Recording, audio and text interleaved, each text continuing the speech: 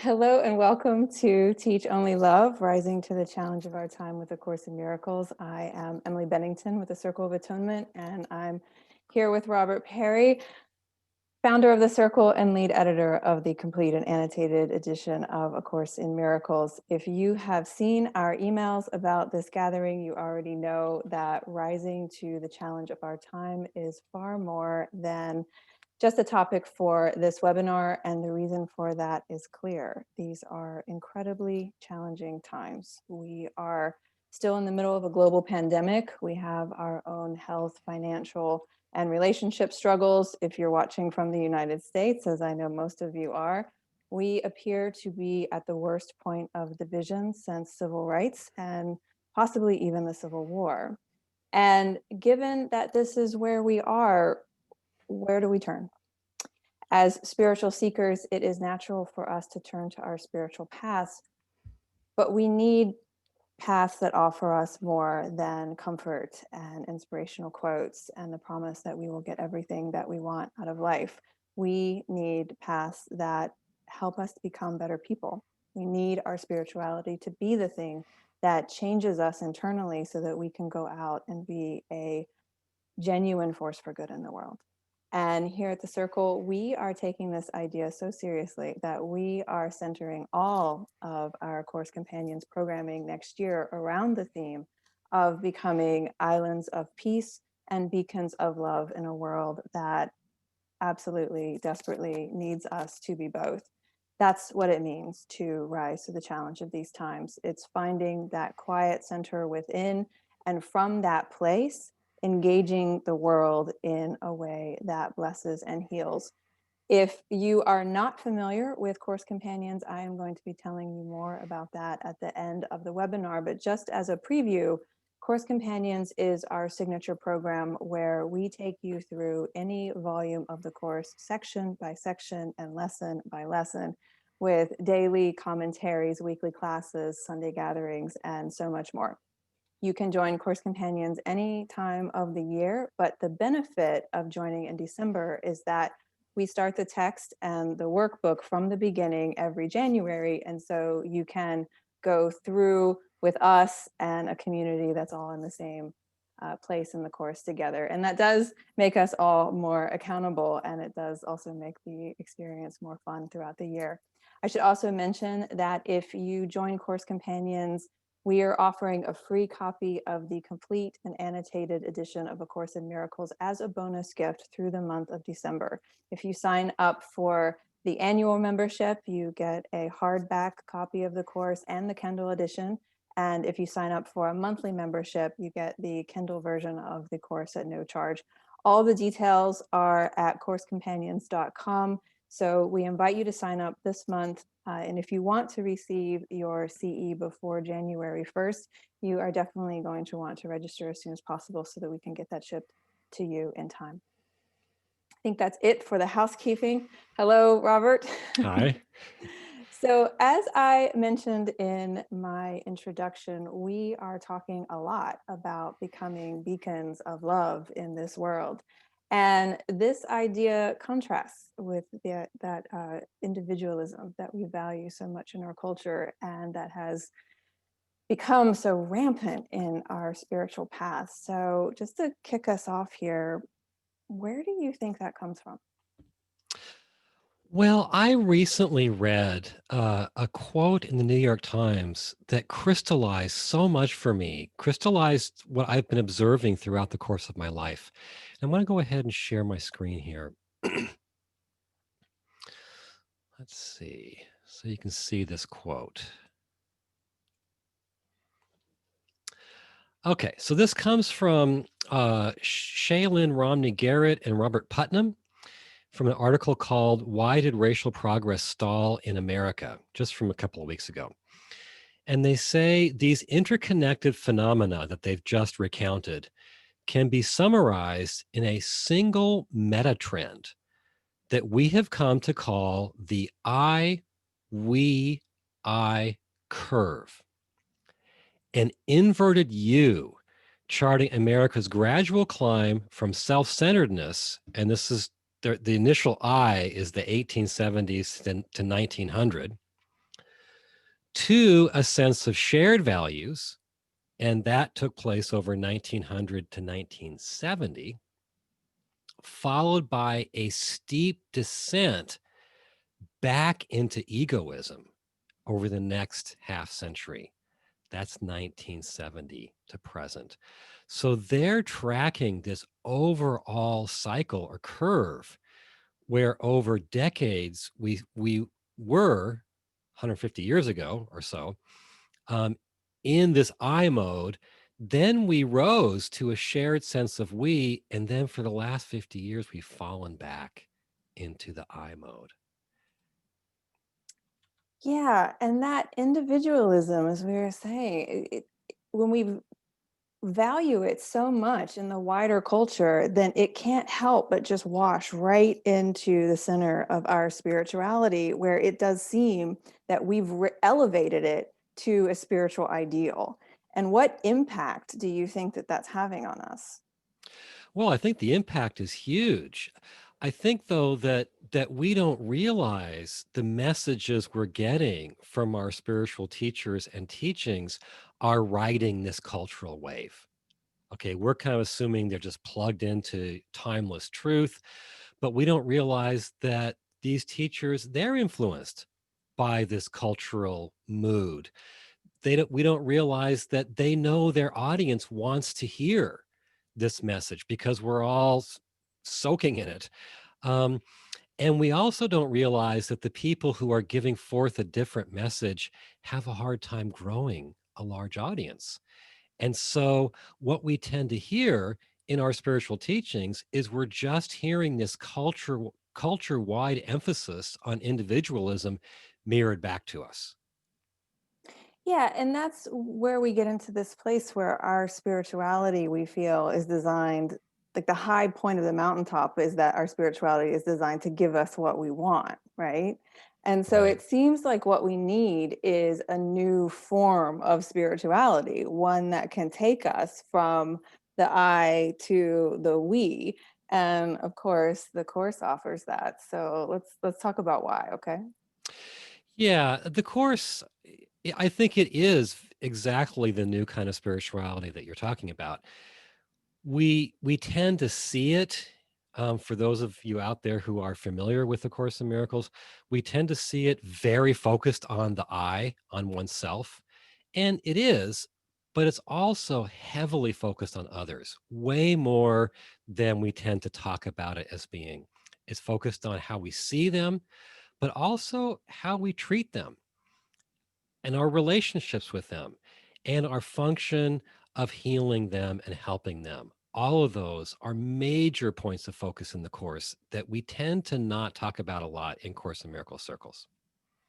Yeah, and that's a need that we've noticed and that we're trying to fill. I mean, you sort of came up with this phrase, islands of peace and beacons of love, and we've all here at the circle kind of rallied around that again to the point where all of our course companions programming next year is dedicated to helping us become people who can embody both of these things.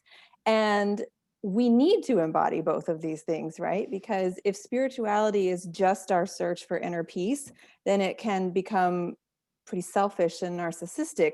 But if our spirituality is just sort of lurching at people with love, then it can become naive. And so both sides matter, right?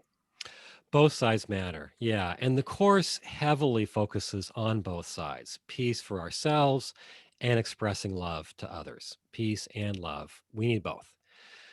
So, to talk about the peace part of it first, in the middle of a world that the Course sees as full of challenges like disease, division, death, we need to find a place within us that is beyond all the changes and the chaos and beyond the sense of injury that comes with those changes. We need to be more immune to all the unrest in a world that is inherently unsteady. There's a great quote in the Course about this that says, peace is an attribute in you. You cannot find it outside.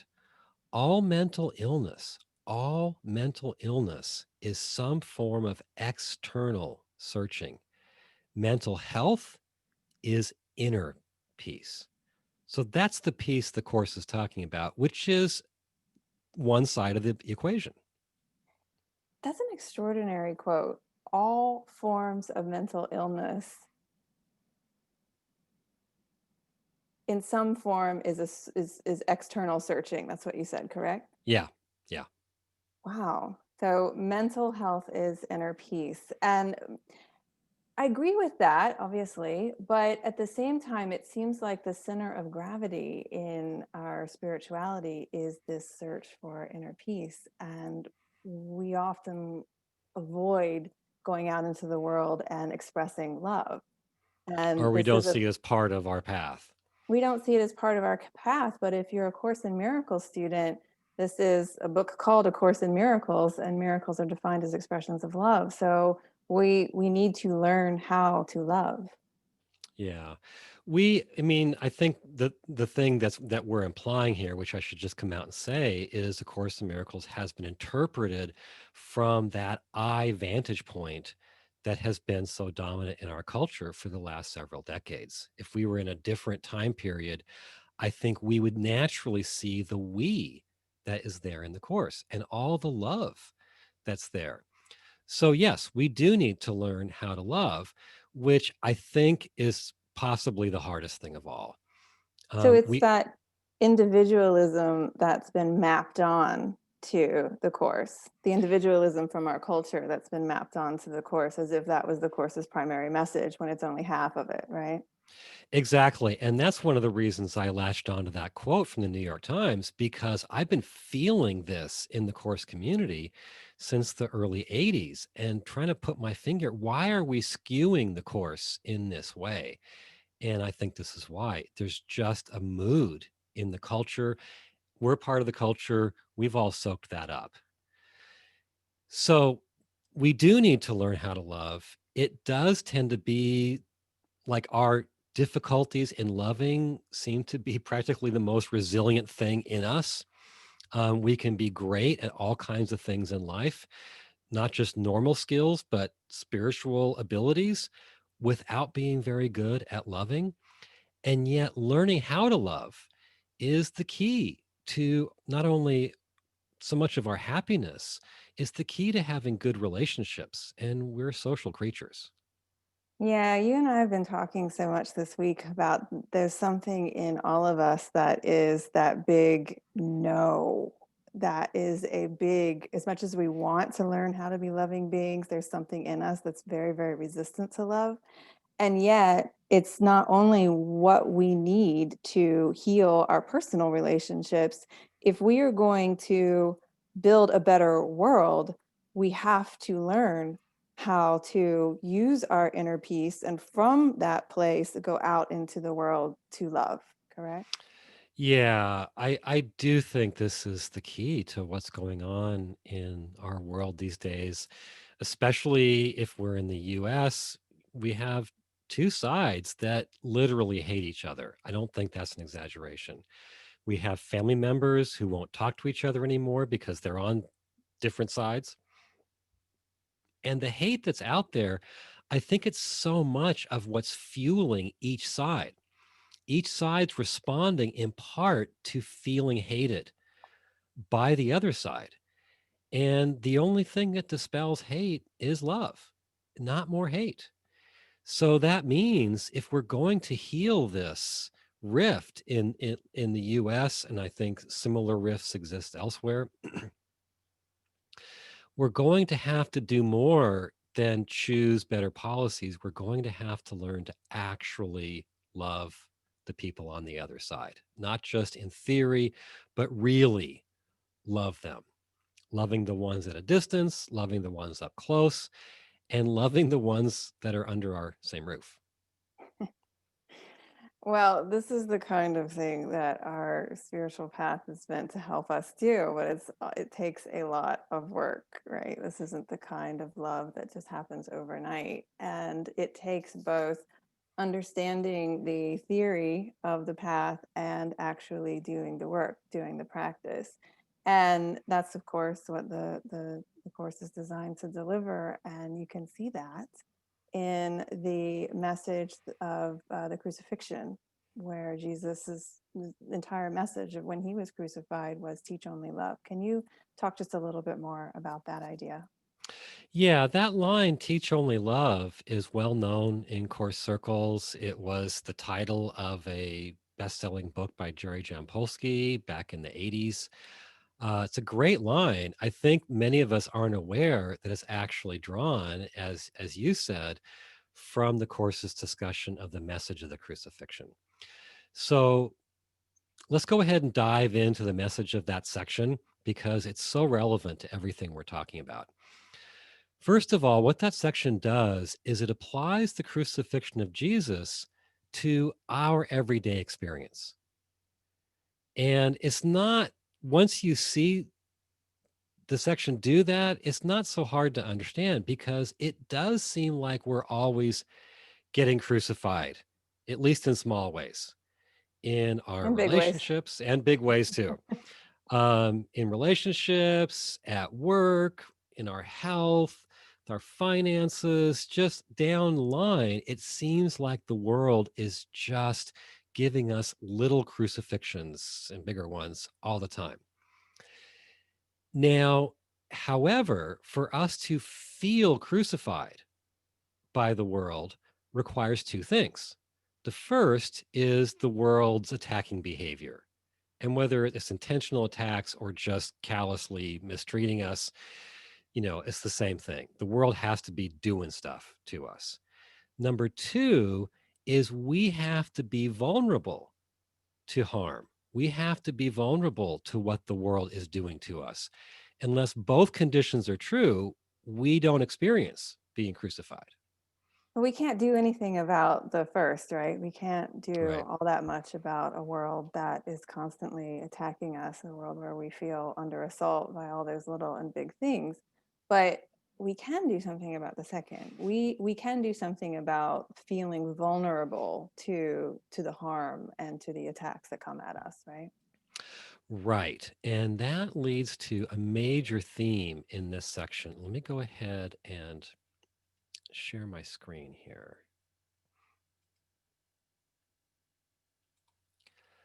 Okay. So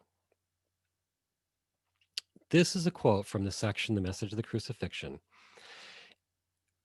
Really memorable quote. Since I first read it, I never forgot it because it just hits you between the eyes.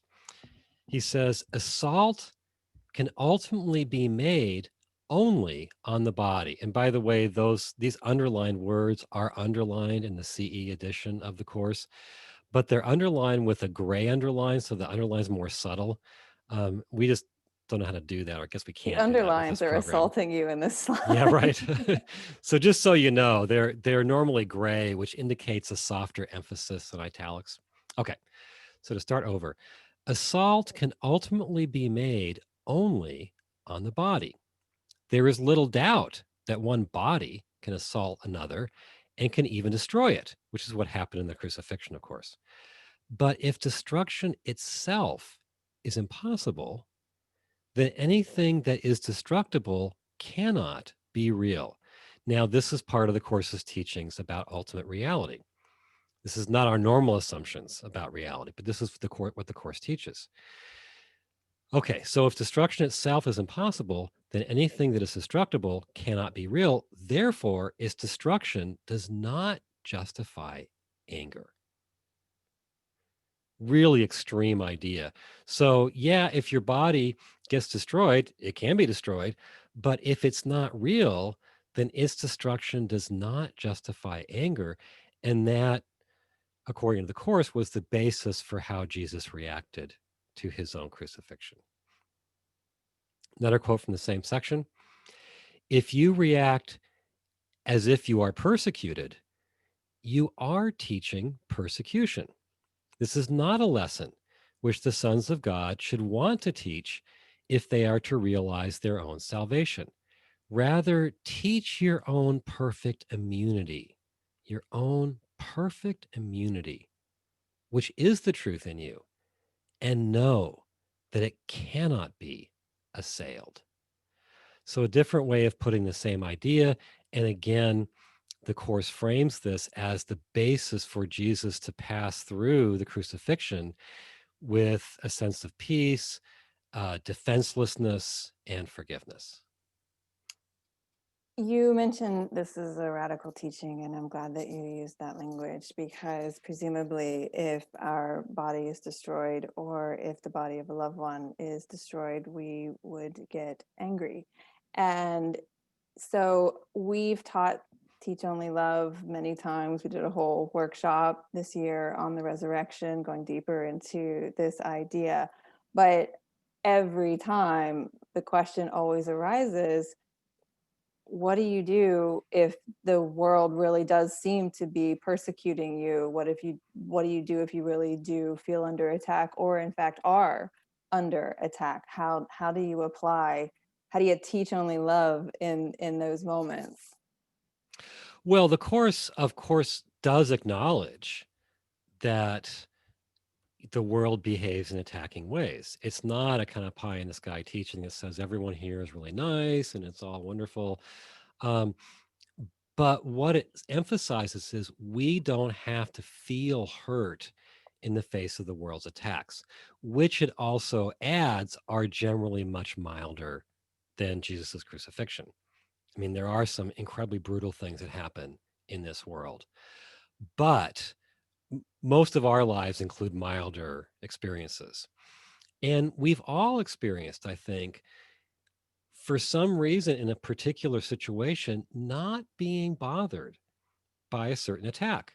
Someone says something, and this time you just don't take it personally. You're unmoved. And what the Course is saying is that's something that we can master and generalize so that we remain unmoved in the face of all the world's attacks. Yeah, so when the Course speaks of perfect immunity, what does that mean? How can we apply that here? Yes, that's a good question because that is the whole basis for the teaching here. What it means is that in our true nature, in what we really are beyond this body, beyond this personality, we are not destructible. There is something eternal in us. It was there before this lifetime. It was there according to the Course before this universe. It will be there after this lifetime. It will always be there, even when this universe has passed away. That something in you is you. According to the Course, underneath all the things you identify with is the one who identifies.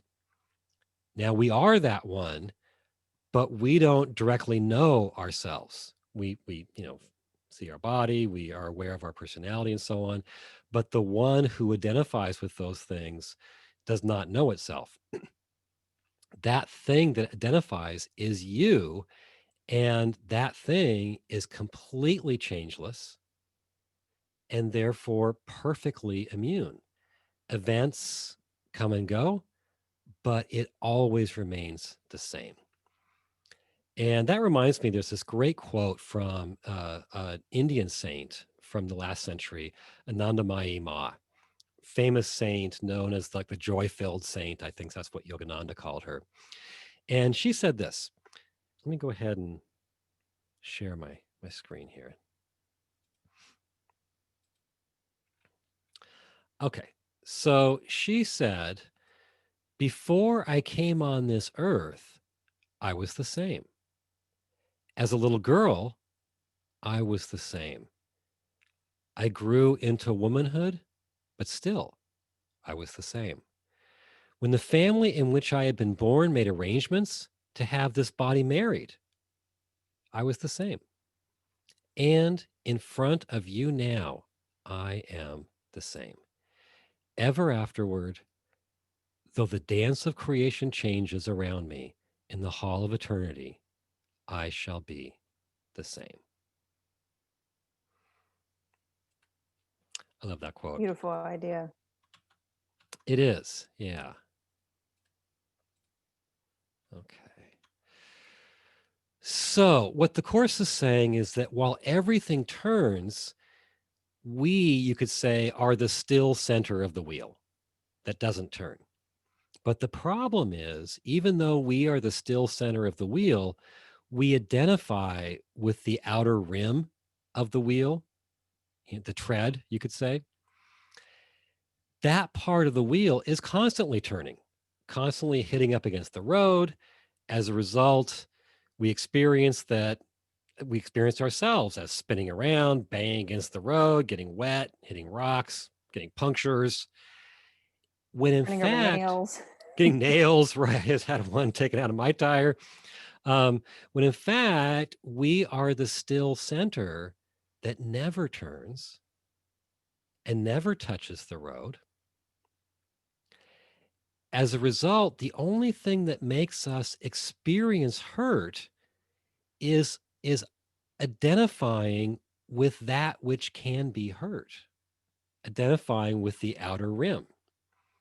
The section says, quote, if you respond with anger, you must be equating yourself with the destructible and are therefore regarding yourself insanely. So we feel hurt and we get angry when we equate ourselves with the destructible, even though we're indestructible, and we are therefore regarding ourselves insanely. So I know it's not our experience generally, but imagine that that's really true. Imagine we are invulnerable beings who merely identify with that which is vulnerable. So, what would happen if we really, genuinely identified with our perfect immunity and experienced ourselves as indestructible? Well, that's my question because we don't identify with that here all that often, if ever. And so, what would you say to someone who is struggling, who understands the beauty of this idea because it is beautiful, but is struggling with how to apply it because it is hard to identify with perfect immunity here? Yeah, it is. And I have another slide to share along those lines. Okay. Nope. I don't think we have that slide. Okay, I'll just go ahead and read it then. Um, this is from lesson 284. And the lesson is I can elect to change all thoughts that hurt. And the lesson says this: loss is not loss when properly perceived. Pain is impossible. There is no grief with any cause at all. And suffering of any kind is nothing but a dream. So, same basic teaching that we're talking about here. But then it says, such is the truth, at first to be but said, and then repeated many times, and next to be accepted as but partly true, with many reservations, then to be considered seriously more and more, and finally accepted as the truth. So this lesson is sketching what amounts to a 5-stage process. And the stages involve you say the idea, then you repeat it and repeat it and repeat it. And then while you're repeating it, the truth of it is slowly coming into you and being accepted. So you accept it as but partly true in the beginning with many reservations.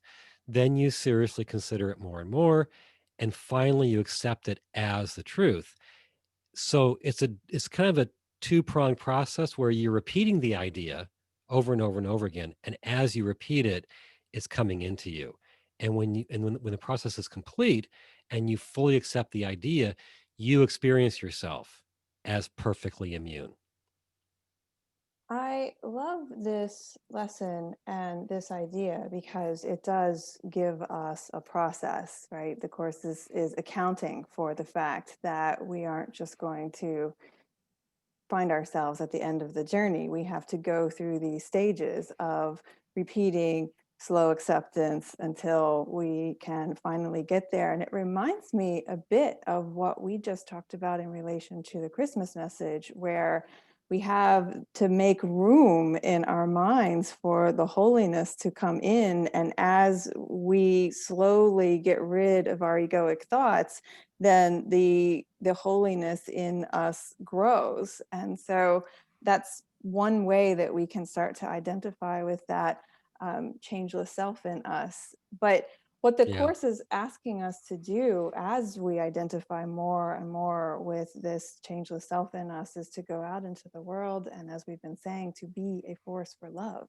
That is what Jesus taught right up until the moment of his death. That's exactly what he was doing, right?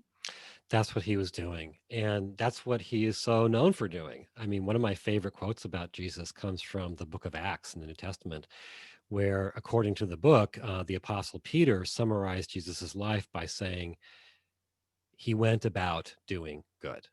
5 words, he went about doing good. But that captures what he was about. And that, in fact, is precisely why he was crucified. He did good to such a degree that he stepped outside of the conventions of his society in really fundamental ways. And by doing that, he became a danger to the social order and had to be disposed of. But even while he was being disposed of, he was still doing good, according to this section in the Course. To understand how he was doing good even while being crucified, and the Course does not believe he died for our sins or he paid for our sins or was a sacrifice or anything like that. It has a different teaching about how he was doing good. So to understand that, we need to understand the other side of the coin. Okay. So when you identify with the outer rim of the wheel, to go back to that analogy, yes, you feel hurt by the road. Okay. We know that. But the fact that you feel hurt also sends a message to the road. It says, look what you've done to me. Right. And that's the same thing that we do when we send a message of our hurt to those that we perceive who have hurt us. And that's part of our experience here in relationships. We're constantly trying to have open kimono of our pain to anyone who we feel has hurt us, so that we can say, as the Course famously says, behold me, brother, at your hand I die. And that's one of the things that was obviously the most powerful part of Jesus's message, is that he could say, no matter what is done to me up to the point of destroying my own body, nothing was really done to me. And so he kind of flips the message, as he always does, and says, no matter what, behold me, brother, at your hand I live. Right, right. And both sides of that are really important to take in because we are really invested in sending that message. Look what you've done to me. Behold, my brother, at your hand I die. We don't always send it overtly. Sometimes we do, but we want to make sure it gets across somehow. Um, and it is a hurtful message, of course. But if we can send the other message, it's a healing message. And that's what the Course is asking us to do. So let me go ahead and share my screen. Now I definitely have the quote here. Okay. It's a great quote from chapter 5, which interestingly is talking about something closely related to the crucifixion. It's talking about this saying from the Gospels of turning the other cheek. And this is his interpretation of what that means. It means that you cannot be hurt and do not want to show your brother anything except your wholeness. Now, both of those sides are important. We can't be hurt, and we don't want to show our brother anything except our wholeness. Show him that he cannot hurt you and hold nothing against him, or you hold it against yourself. I've hung on to this line for years because it's so different than our ordinary mindset, right? I Yeah, have well, been hurt and I want to show you. yeah, and even when we call it quote unquote forgiveness, that's what we're doing. Like we say we forgive someone, but then we have to stay in the prison of our own pain because we have to show them how much that they've hurt us, so we can never heal, number one. And number two, the reason why we're doing that is because we want we don't want them to do the thing that hurt us. And so the way to control them, the way to prevent them from doing that again, is to say, behold me, brother, at your hand I die. Look what you've done to me. Yeah. And so even though I've let you back into my life, you still have to pay a penalty because you've hurt me so much. And that's what we call forgiveness in this world. Yeah. Yeah. And that leads me to the next quote. And this is about the effects of showing our brother only our wholeness, saying, behold me, brother, at your hand I live. So this is from chapter 27 in the text, and it says, show this, the fact that you are uninjured, unto your brother, who will see that every scar is healed and every tear is wiped away in laughter and in love. And he will look on his forgiveness there. Here is the proof that he has never sinned, that nothing that his madness bid him do was ever done or ever had effects of any kind, that no reproach he laid upon his heart for the things he did to you was ever justified, and no attack can touch him with the poison sting of fear. Attest his innocence and not his guilt. Now, of course, this doesn't mean feel injured and act like you're not. It means do the first step, identify with the perfect immunity in you, and then you can show your brother a genuine sense of your uninjured, the fact that you're uninjured. And that's the message that heals him. Good. How, and the question then becomes, how does that help us change the world? Because as you just said, we think that change comes from showing the other side how much they've hurt us. Now, it doesn't really work, but we keep trying it over and over and over again. We think if they see how much they've hurt us, they'll come to their senses and stop doing it. But what we don't realize is saying, look how much you've hurt me, is a message of blame and condemnation. It basically says, look what a monster you are. And then once we've given them that message, their whole effort becomes to deny that they're a monster and deny what they've done. And now we're back to where we started. So it doesn't help to just constantly say, look what you've done to me. Right, right. And so the opposite of that is when you can say, no matter what you've done to me, I'm fine, I'm okay. And that sends the message to them that they're lovable. They're not that monster that they may think they are. And that is, in effect, what heals the world. That's what changes the world. That's why Jesus's message inspires us to this day. Yeah, exactly. I think that message, people, yes, they're usually in denial about what they've done. That's human nature. Okay. But a deeper part of them gets it. A deeper part of them knows what they've done and they hate themselves for it. And Mm. so our message, you haven't hurt me, speaks to that deeper part of them and heals it. It's a message of love. It says, in spite of what you believe deep down, you're still innocent. You've never sinned. And that is the basis for the stunning message the Course says is the message of the crucifixion, which it summarizes as teach only love, for that is what you are. And that is such an opposite message to how we've seen the crucifixion. We've seen it as proof of how sinful we are. And he's saying, I was trying to teach you how innocent you are because all the things that were done to me didn't end up truly hurting me.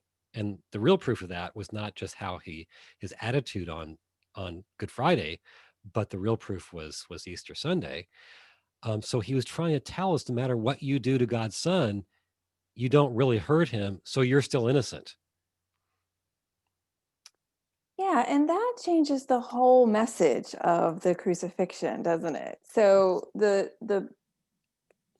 image that we hold in our mind is, it goes from how much he suffered and how brutal it was to how immune he felt. And how much he didn't suffer. And so again, it just turns the crucifixion idea from this really gruesome thing to a really liberating one. And it's inspiring for us because we realize, oh, we can get off the cross now too, right?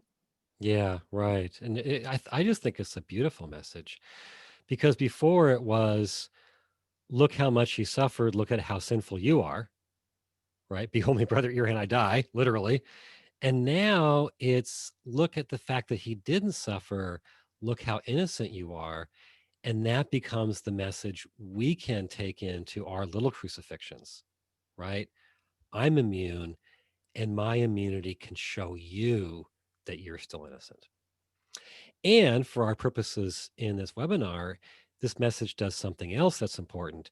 It unites peace and love in a really, tight combination, because identifying with your perfect immunity is peace, but then conveying that same immunity to others is love. So identify with your immunity to feel peace, convey your immunity to extend love. Two sides of the same coin takes care of peace and love. Mm.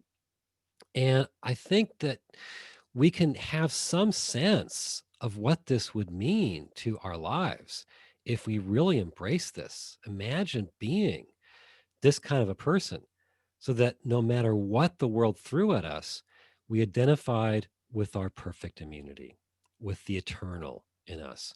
We wouldn't need to fear the rising and falling waves of each day and each hour. We could be at peace no matter what. And we could also be a force for good in the world.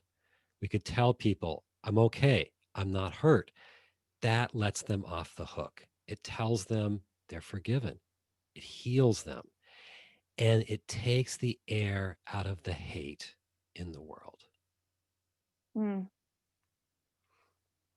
That is a massive idea. And it is exactly what the world needs right now. And I've just been so struck as we've been preparing for this webinar about how we tend to identify with one or the other of these things. So Right. I lean more towards the love side. I just want to express love, and I tend to overlook the inner peace aspect of it. And you've been constantly reminding me, like, there's this you go out into the world and express love from that quiet center of inner peace, because otherwise you again, as I was saying before, you're kind of lurching out, kind of loving indiscriminately, and that's okay. But it can exhaust you.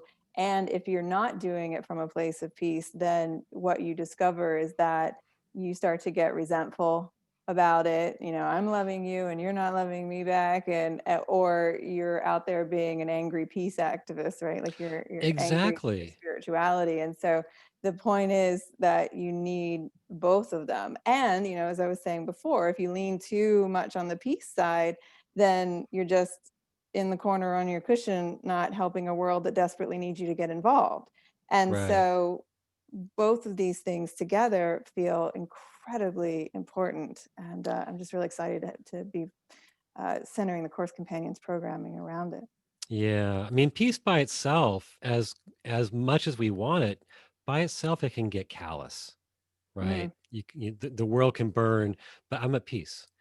But going out there to be a force for love in the world without the peace tends to carry a heavy message of blame to all those who are bringing so much destruction into the world. It's like, hey, we want a world of love. What's wrong with you guys? Look what you're doing. Behold me, right. brother, your hand I die. Um, and so we really, really need both of those things. Mm.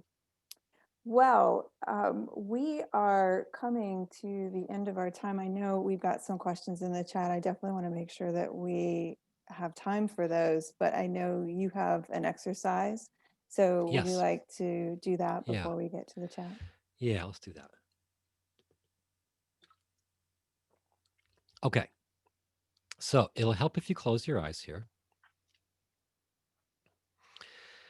And I'm going to ask you to take a situation where you are currently feeling under attack by the world. It can be by an individual, it can be by an institution, it can be by anything. Okay? Take a moment to review what you see being done to you in this situation and how it's hurting you.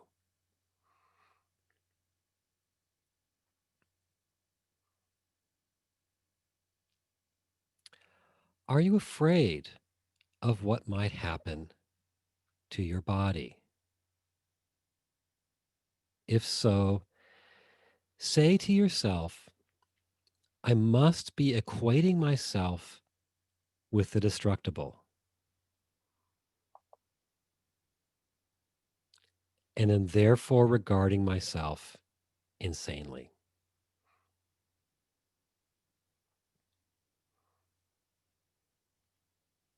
Are you afraid of what might happen to your image, to how you're seen?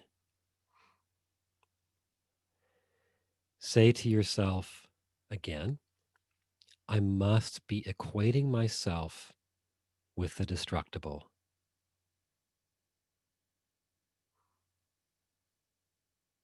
and am therefore regarding myself insanely.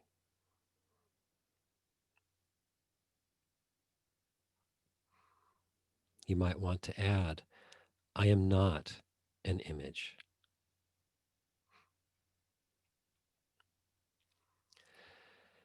Say to yourself, I am eternal.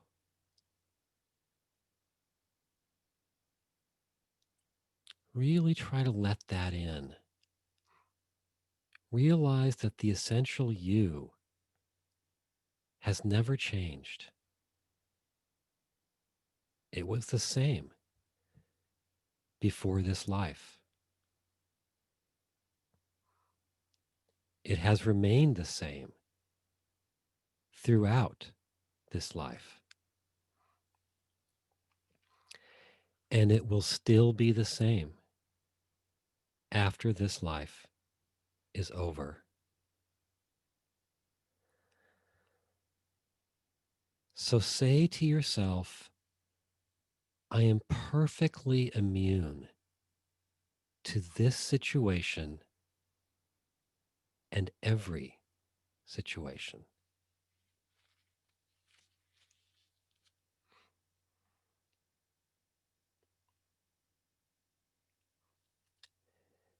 Now think of a person you see as attacking you in this situation. Realize that you have wanted this person to see how they hurt you. You've wanted to give them the message, behold me, brother, at your hand I die.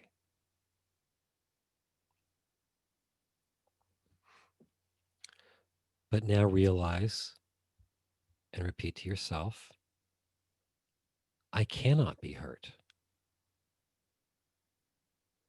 and do not want to show my brother anything except my wholeness.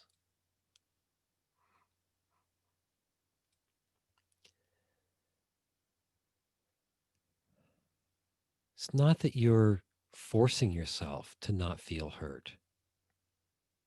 It's that the essential you literally can't be hurt. So now picture saying to this person the next time you may encounter them, picture saying to them, not with your words, but with your face, with your demeanor, with the way you act. Behold me, brother, at your hand I live.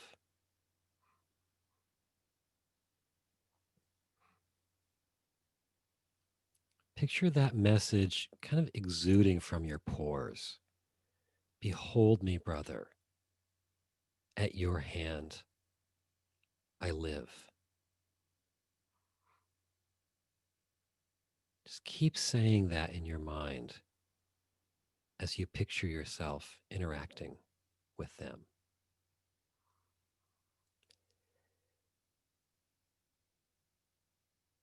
And as this message exudes from you, see them or feel something inside of them relax. Feel something heal within them.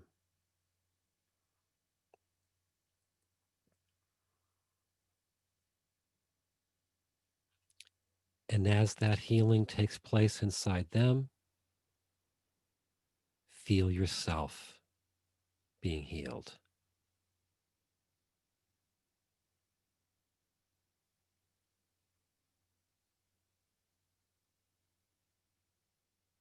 Just stay with that feeling for a moment.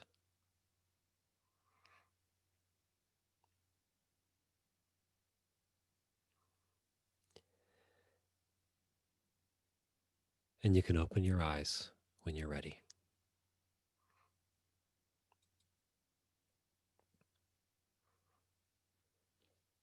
Okay. Thank you, Robert. That is a truly powerful exercise and idea if we can really get it, right? Yeah. Incredibly so. So we have just a few minutes left. We have some great questions in the chat, which I Maybe we can will. take them at the very end.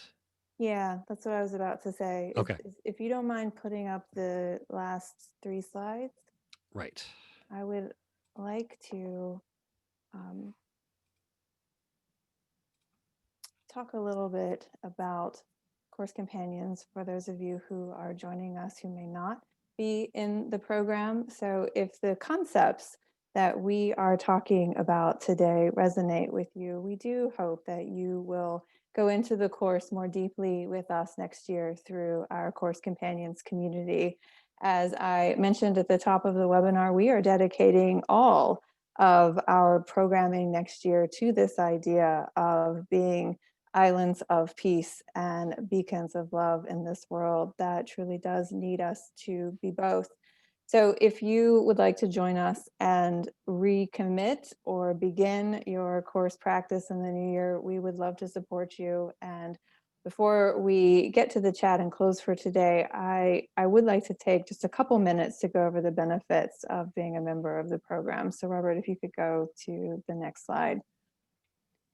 When you join Course Companions, you receive a number of benefits. The first being text workbook or manual commentaries written by Robert, delivered to your inbox every morning by 5:30 a.m. local time, your local time, so that you can have those commentaries when you wake up for your spiritual practice. You also get a reading plan that walks you through the text in 1 year, and it is not overwhelming. You can get through the text reading just 2 to 3 pages per day.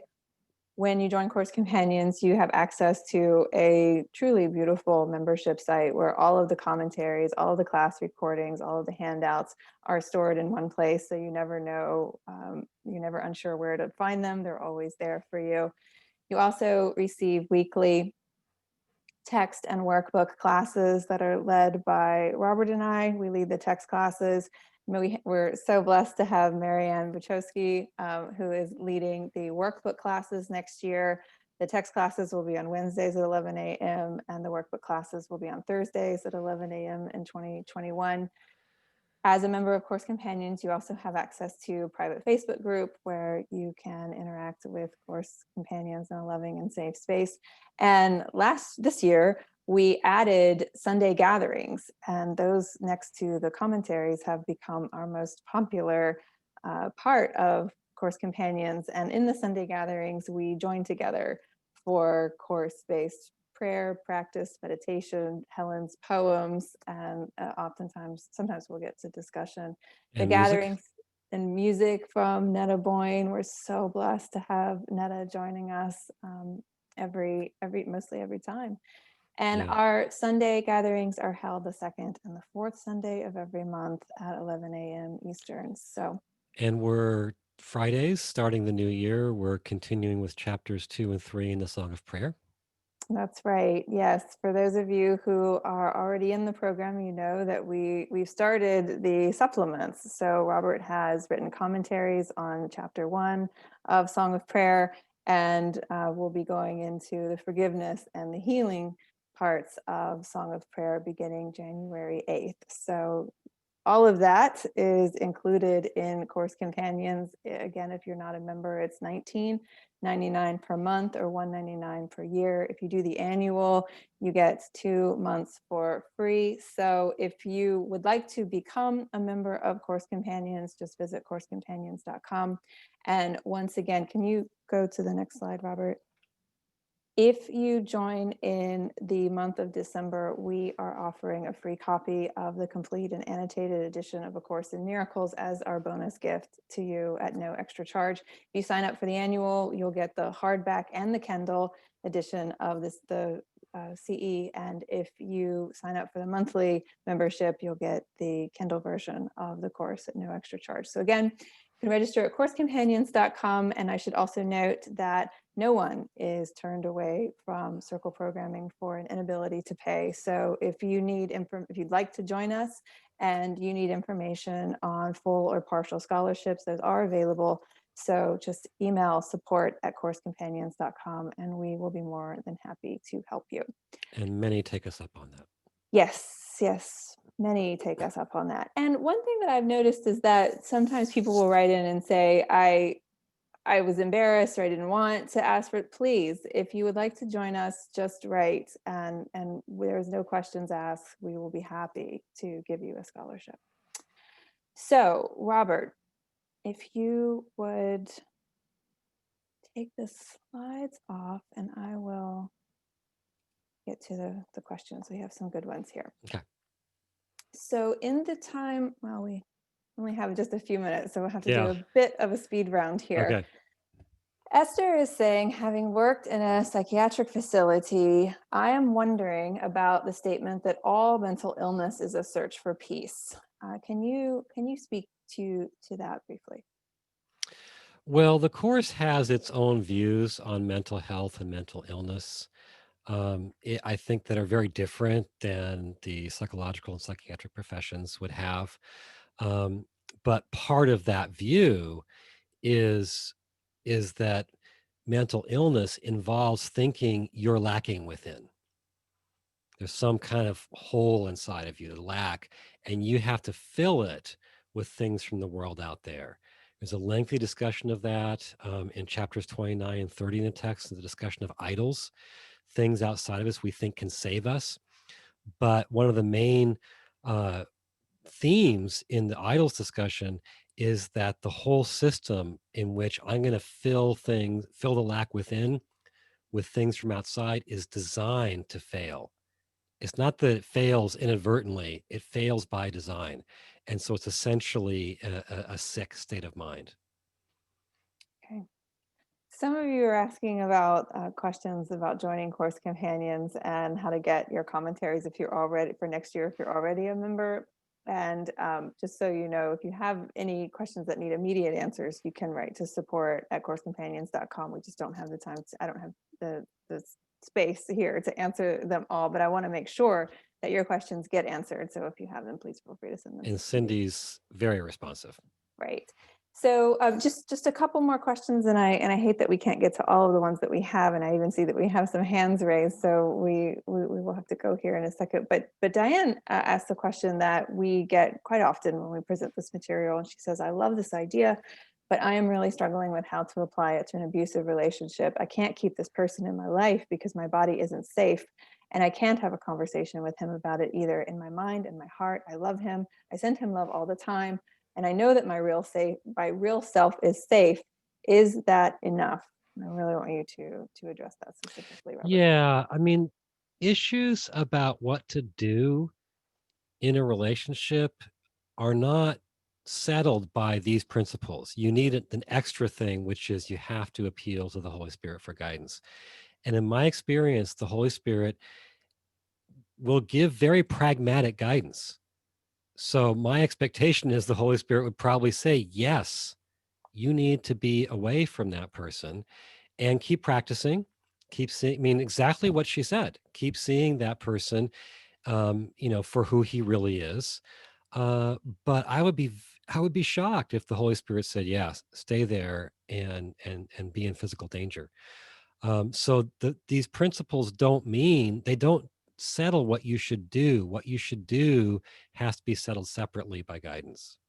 And just to be clear, the course also speaks of relationships changing form. So it accounts for that. It's not asking you to just sit in a relationship where you're being physically or emotionally abused. That's absolutely not what we're talking about here, right? Yeah, right. And what it says is that those two people, they got together to learn certain lessons, but if they've fallen into this place where they really can't learn anymore together, which in other words, if they're in a rut, a learning rut, then the plan arranges for them to go their separate ways. Hmm. Well, we are at an hour, Mm, and that mm, hour went by very quickly. We apologize if we weren't able to get to the questions that you posed in the chat, but it was a good time being here with all of you. Thank you for your enthusiasm. The chat has lit up with comments on Course Companions and mm. questions for this topic. So this is something that people are looking forward to learning about next year. So good stuff. Yeah, Robert, is yeah. there anything else that you would like to say either about this topic of becoming islands of peace and beacons of love in this year, next year, and beyond, or about Course Companions in particular? Well, I think they both kind of go together in that the whole idea behind Course Companions is to help people get through the course in a really productive way where the course is having a real effect on their minds and their lives. And ultimately what the course is trying to do is not just have you learn its ideas, which is the foundation, is trying to turn us into different people in this world. And so we're making that, as you said, that our big focus for next year because it's so needed. We spiritual students can be the lights that light up this world if our paths take us there and if we let our paths take us there. So we're hoping to use next year to go much farther along that road with all of us. Yeah, and as has so often been said, in these times of great challenge, it should be a spiritual community, spiritual students who are stepping up because we have access to all this higher wisdom, and we should be downloading it and applying it to make real change in the world. That's what are we on a spiritual path, if not to benefit from the wisdom that is offered to us and use it to transform ourselves and change the world, heal the world, bless Yeah. the world. Yeah. So, okay, well, I feel like I could go on about that, but I don't want to. So Yeah. We're already we have run out past of time. time. Yeah. Anyway, thank you so much to all of you for joining us. And we do hope sincerely that you go out and become islands of peace and beacons of love in this world that really desperately needs us to be both. And we hope to see you in Course Companions in January and beyond. So thank you again for being here. Take care and bye for now. Bye.